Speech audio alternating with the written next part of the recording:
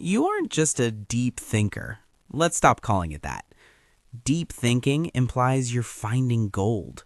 But you're just digging a hole in the middle of your living room at 3 a.m., wondering if the person you met 3 years ago actually liked you or if they were just being polite because you had something in your teeth.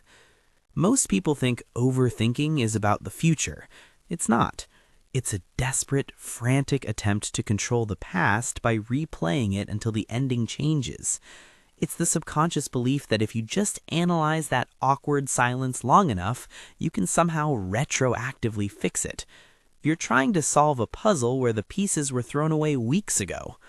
And you're good at it, aren't you? You've become a world-class architect of scenarios that will never happen. You've prepared for every possible rejection, every failure, and every what if. But here's the part you don't want to hear. You aren't doing this to be prepared. You're doing it because feeling miserable in a world you've imagined feels safer than being surprised in the world you actually live in. To you, certainty is better than happiness, even if that certainty is a guaranteed disaster. Think about that unsent message. You've edited it 12 times. You've weighed every comma like it's a life or death decision. You think you're being careful.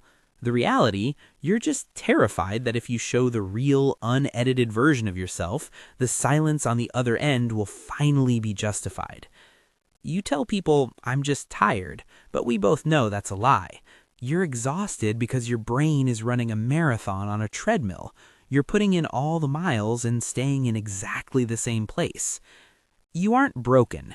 You were just conditioned to believe that if you let your guard down for even a second, if you stop analyzing, stop predicting, stop controlling, the world will fall apart.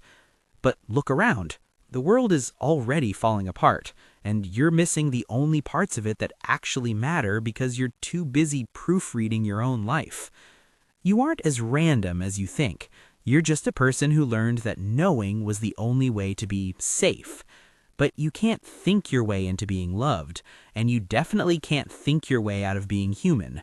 So, what are you going to stay up worrying about tonight?